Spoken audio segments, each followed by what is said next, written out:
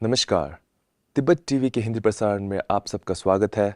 Tibet TV के साप्ताहिक हिंदी समाचार में हम दर्शकों को परम पावन दलाई लामा, वर्तमान तिब्बत की परिस्थिति, निर्वासन में तिब्बत और तिब्बत मुक्ति साधना के संदर्भ में जानकारी प्रस्तुत करते हैं।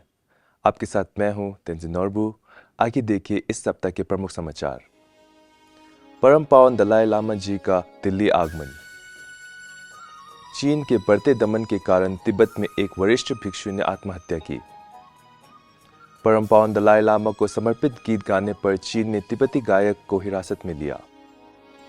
Tibetan institute of performing arts ने 86वीं स्थापना वर्षगांठ मनाई। सिक्योम पेम्बा त्सिरिंग ने हिमाचल प्रदेश में आधिकारिक दौरा जारी रखा। संसद अध्यक्ष ने टीसीवी चौंतर में अंतर विद्यालय तर्कशास्त्री बैठक के समापन समारोह में भाग लिया। साप्ताहिक अवलोकन करुणा वर्ष का उत्सव।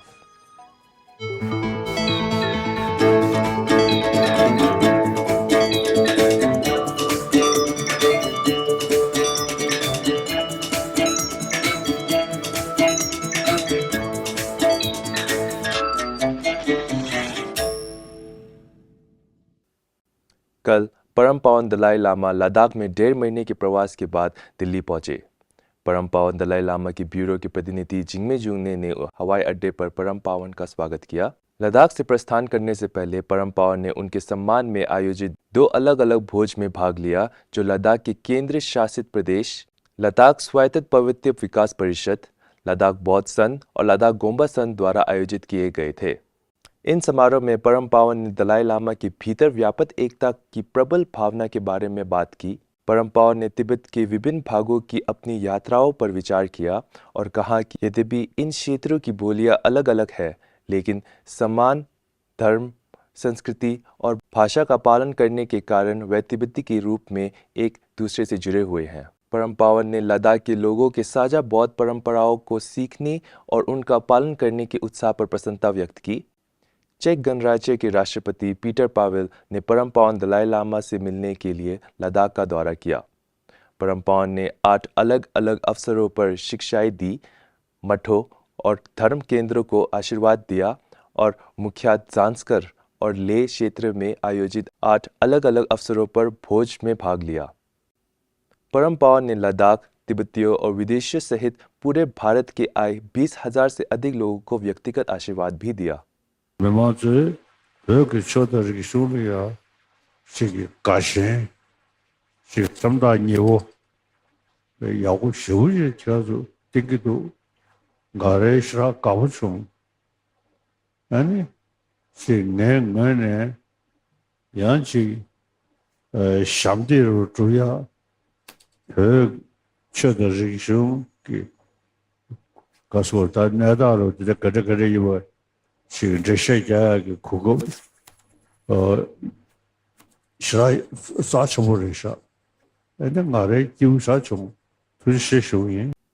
पिछले सोमवार अमदो स्थित सांग मठ के एक वरिष्ठ तिब्बतीय भिक्षु 52 वर्षीय शेरसांग ग्यात्सो ने कथित तौर पर चीनी सरकार द्वारा विशेष रूप से धार्मिक गतिविधियों पर लगाए गए गंभीर प्रतिबंधों के कारण मठ परिसर में आत्महत्या कर ली।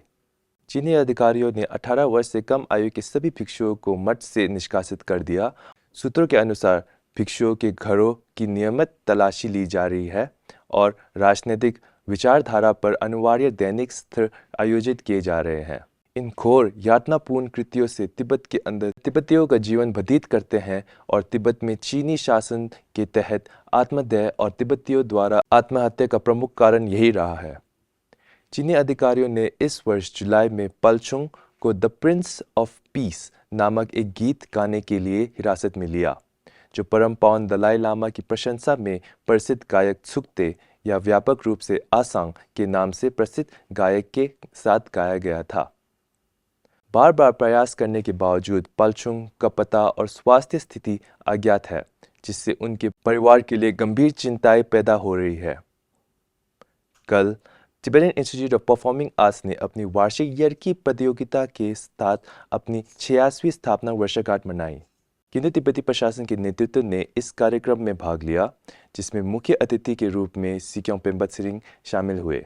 यार्की उत्सव में 2 टीमों के बीच पारंपरिक प्रदर्शन प्रतियोगिता होती है, जिसमें इस वर्ष गेलो टीम ने विजेता का खिताब जीता। कार्यक्रम में अपने संबोधन में सिक्योंग ने संस्थान में प्रवेश की घटती संख्या पर चिंता व्यक्त किया तथा मौजूदा कर्मचारियों और छात्रों को तिब्बती संस्कृति के प्रचार प्रसार के लिए प्रतिबद्ध रहने के लिए प्रोत्साहित किया। हिमाचल प्रदेश में अपने आधिकारिक दौरे के कार्यक्रमों को जारी रखते हुए केंद्रीय तिब्बती प्रशासन के सिक्योंग पेम्बत सिरिंग इस सप्ताह धर्मशाला में कड़े शैक्षणिक संस्थानों, मठों, सांस्कृतिक स्थानों, स्थानीय तिब्बती बाजारों, क्षेत्रों और तिब्बती कल्याण कार्यालयों का दौरा किया। पिछले सप्ताह कुल्लू मनाली, रिवाल्सर और पोंदा में तिब्बती बस्तियों और निवासियों का दौरा किया। इन समारोह में सिक्योंग ने 16वें दशक के ब्रिंगिंग बैक कॉमबैक कम्युनिटीज़ की पहल पर जोर दिया, जो तिब्बतियों के लिए अपनी भाषाएं और सांस्कृतिक विरासत को संरक्षित तथा साथ ही साथ केंद्रीय तिब्बती प्रशासन पर प्रशासनिक जिम्मेदारियों को कम करने का एक प्रयास है। छात्रों को सिक्योंग ने तिब्बती पठार के वैश्विक महत्व के बारे में शिक्षित किया और तिब्बतियों की बुजुर्ग पीढ़ी को उस समय की कठिन परिस्थितियों के बावजूद अगली पीढ़ी के तिब्बतियों का पालन पोषण करने के लिए धन्यवाद किया।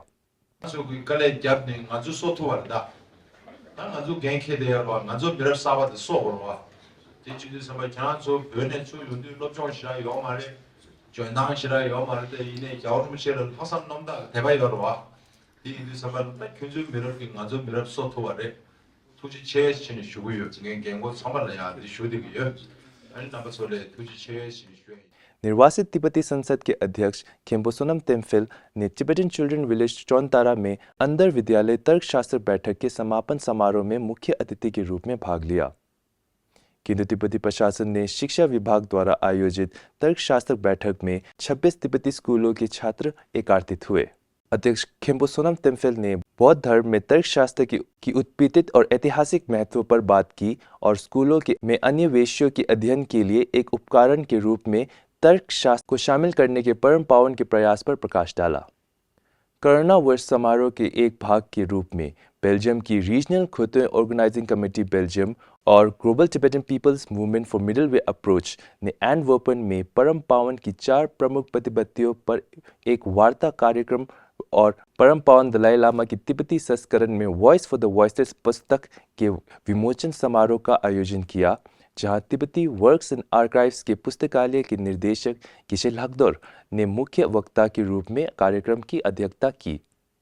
फ्रैंकफर्ट में जर्मनी खुदे समिति ने तिब्बत हाउस डॉइचलैंड के साथ साझेदारी में तिब्बत ब्यूरो जेनेवा और अन्य संस्थानों द्वारा सह प्रायोजित शहर में पहली बार तिब्बत महोत्सव का आयोजन किया। सांस्कृतिक प्रस्तुतियों, वार्ता स्तर, प्रदर्शनियों और बहुत कुछ शामिल था। स्विट्जरलैंड के आराओ में स्विट्जरलैंड और लिechtenstein के तिब्बती समुदाय ने भी परम पावन सचित्र जीवन की एक प्रदर्शनी पर आयोजन किया, जिसमें उनके जीवन, शिक्षाओं और उनकी स्थायी विरासत को दर्शाया गया।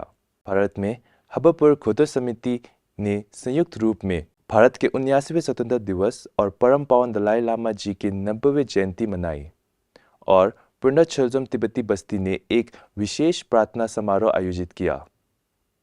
इसी के साथ आज का समाचार यही समाप्त होता है। अगले हफ्ते हम फिर मिलेंगे। मुझे आगे दीजिए। धन्यवाद।